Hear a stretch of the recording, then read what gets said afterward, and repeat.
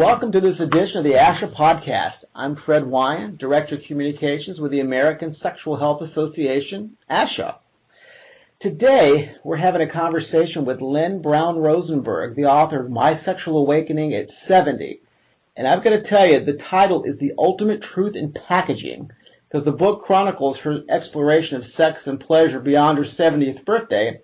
And these are explorations that largely didn't happen for her when she was younger. And you'll get to meet her momentarily, but to sort of set the table a bit, I'd like to read you one of my favorite quotes from her blog. Lynn writes, "At age 69, I didn't have to pursue changing medications with my doctor. I didn't have to visit a sex shop. I definitely didn't have to buy toys and porn. There was no man in my life.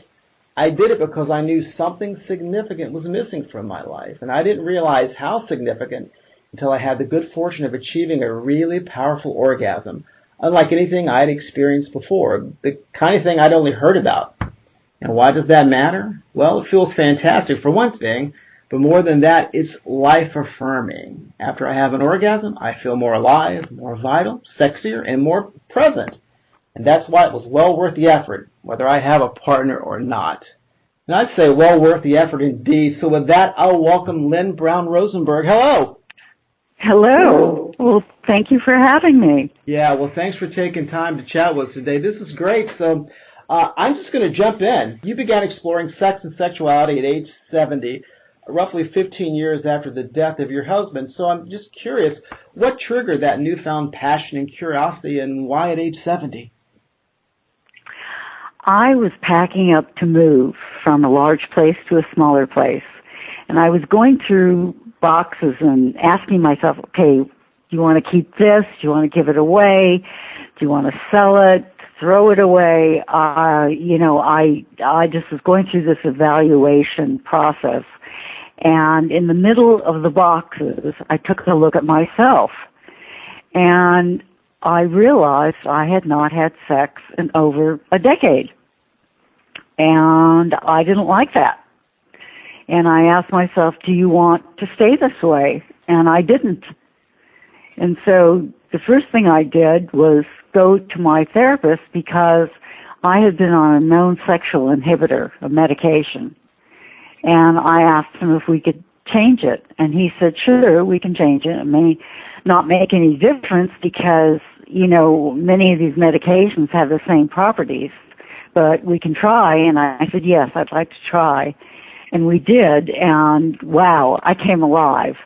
So that was the very first thing I did. And why at age 70, that's just kind of when it happened. Wow.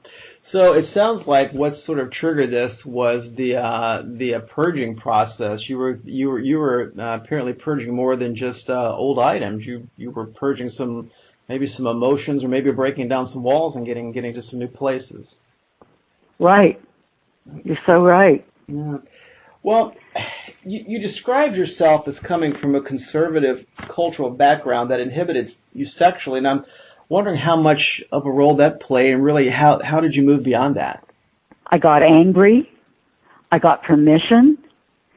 And now I forgot the third part, but I got angry. I got thinking, I don't want to live like this anymore. And I got permission from two doctors, my therapist, and who changed the medication. And then we went on to discuss all kinds of things, which you and I will get into probably. But I went to another doctor, a urologist, just for a checkup. And before I left the office, I turned back and I said to her, I haven't had an orgasm in a really long time. And she said, get some porn and a vibrator. Mm-hmm. And that set me on my path. Had you ever used a vibrator up to that point? Never. Wow. Okay. Didn't even know what one looked like. Okay. So had no idea. So that leads to my next question. So I understand that as you were dipping that proverbial toe in the sexual waters, you started off with a trip to a sex shop, and I'm just curious. So did you feel? This is a leading question, but did you feel like you had landed on an alien planet? Well, I did. First of all, I was a nervous wreck going over there. And because a part of me was defying everything that I had been taught about sex isn't meant to be enjoyed, and it's, well, we'll get into that a little bit, but I sat in the parking lot for 10 minutes before I could pry myself out of my car to get in there. You had to build up courage. Exactly. But once I did enter, I found the products laid out nicely. The place was clean. The staff was friendly, but not too friendly. And I found a salesperson, a nice woman who answered all my questions and who helped me find that vibrator and a porn DVD. Wow. So what was it like when you watched porn for the first time? Was it just like jaw on the floor or what? I had actually seen something once or twice before by accident with my husband. We had I don't know, I guess we had some kind of channel that I wasn't aware of. Mm-hmm. And, we came upon it one night or two nights, and I didn't want to watch it at all, but I did watch it. So I had an idea of what I would see, but it was definitely exciting, no question about it. Many women are turned off by typical porn because most of it has it's very much tilted towards a male audience. And so what was that experience like for you? I just didn't have a problem with it. I didn't have a problem. It was like my eyes were being opened, for the first time between the vibrator and the porn. I thought it was great. I didn't look at it that way. Yeah. Okay. And so how long did it take before you got to the point where you could have an orgasm? Did it happen right away? Did you have to kind of work up to it? Well, actually, I did have some pretty soon. I actually started having 2 a day, which was quite something from absolutely nothing. Yeah. And my girlfriend called it afternoon delight, because I would start right after lunch. I started having them pretty soon, but I didn't have the kind of orgasm I described, as you described also, until I had been through some other steps. Okay. Well, let's talk about those other steps. So my understanding is that after this, you ventured online. I talked to my therapist, and I said, I really enjoyed this sex tape, but I can't keep going back to the sex store and buying more porn. And he said, there's free porn on the net. Oh, I didn't know that. So I came home, went to my computer, and Googled free porn. And sure enough, I found a site, but they wanted me to sign up right away. Mm-hmm. And I didn't want to put my name on anything. I thought you get jailed for this sort of thing, don't you? And he said, no. He said that was child porn. But I didn't want my name on anything anyhow. So another night I tried it again and found another site that didn't ask me to sign up. And I saw some pretty interesting stuff. But one tape in particular really intrigued me.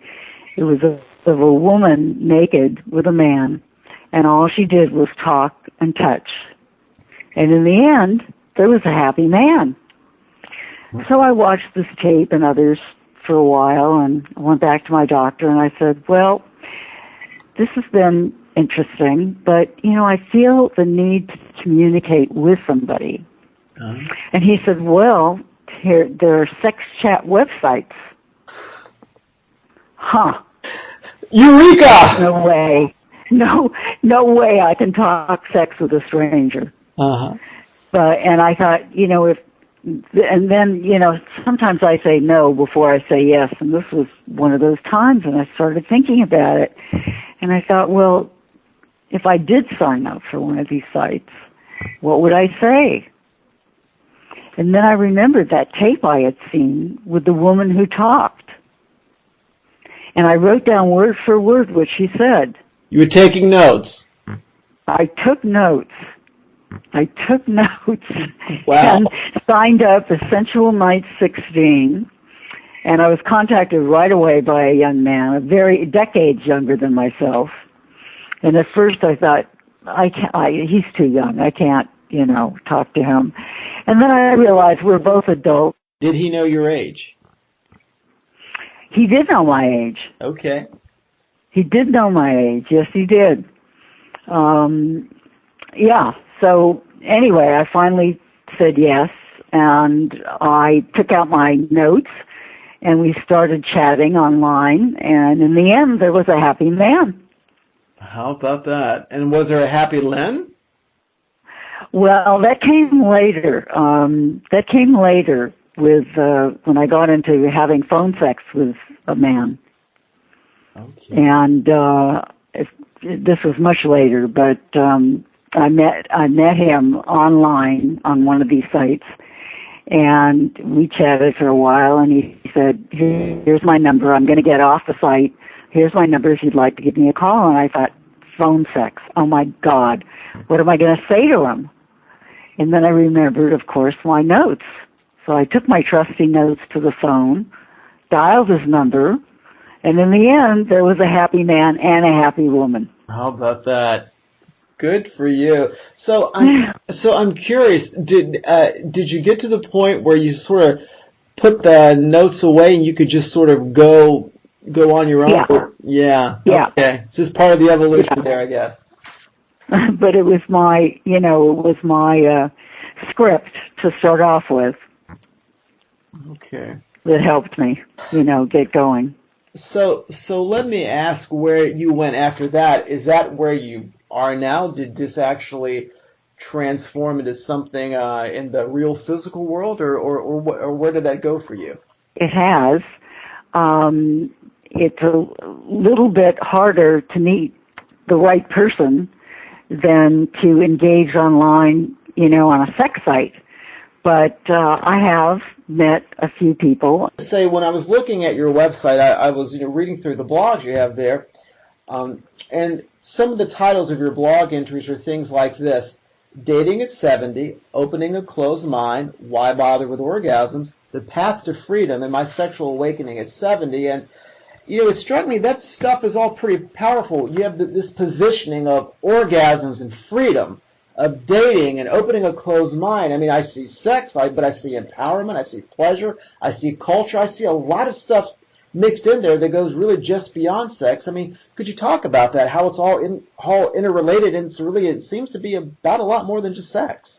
There came a time about halfway through my journey, I would say, when I was having these sexy talks with men on the website, that I realized I was starting to feel free sexually and enjoy myself, having fun doing it. And I had never put sex and fun together before.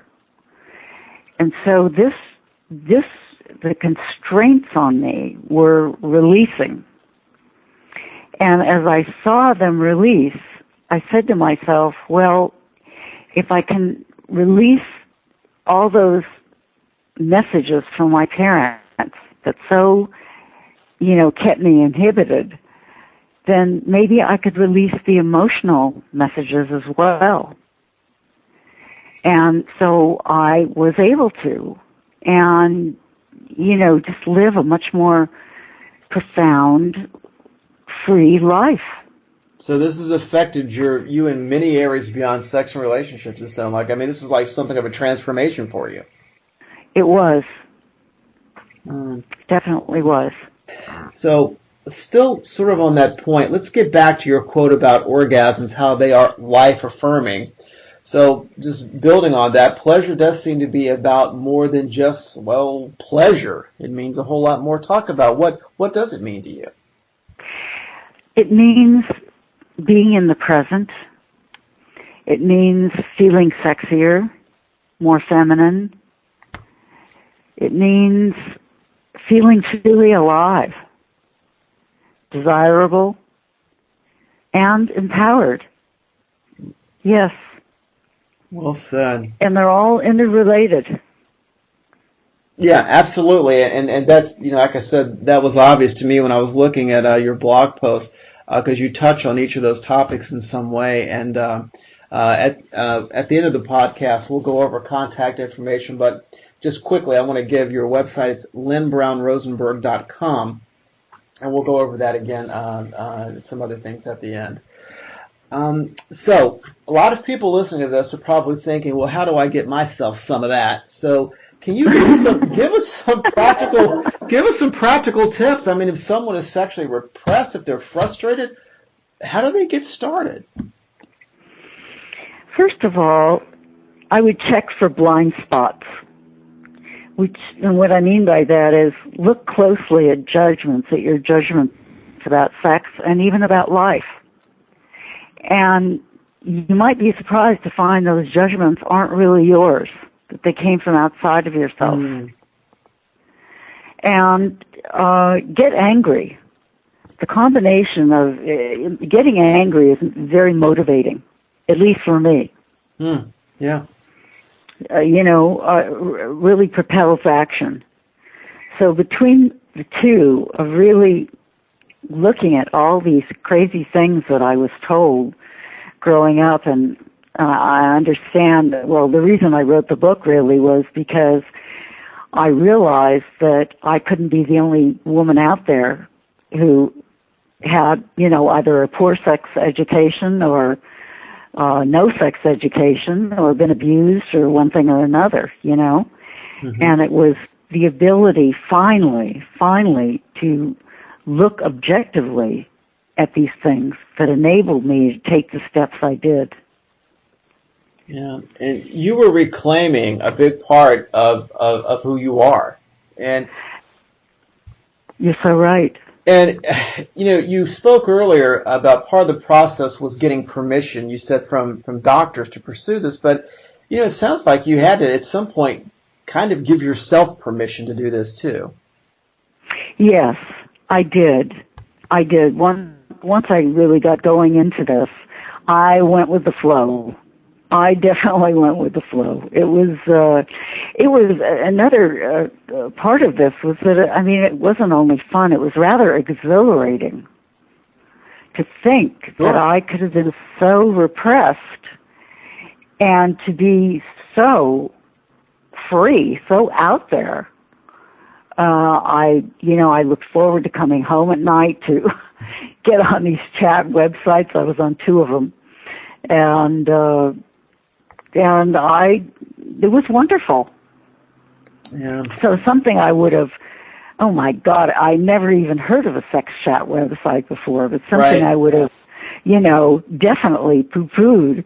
It became something that helped me find freedom. The website again, lynnbrownrosenberg.com, lynnbrownrosenberg.com. And I'm assuming we can go to Amazon.com and purchase My Sexual Awakening at 70 and What Led Me Here, right? Right. Okay. Well, Lynn Brown Rosenberg, thank you again. I think discussions like this are really a part of ASHA's continued evolution into sexual health, and I'm glad you made some time for us today. And let's chat again sometime. Thanks so much. And thanks to everyone who downloads and listens to this podcast. We'll have much more to come, so check back with us often. You can find us online at ashasexualhealth.org, and of course you can follow us on Twitter. We're at InfoASHA, and be our friend on Facebook. And you can also sign up on the website to receive our update emails, and we'll let you know what's happening in the world of sexual health, and including new resources as we roll them out, such as this podcast. So until next time, this is Fred Wyand for ASHA. So long, everybody.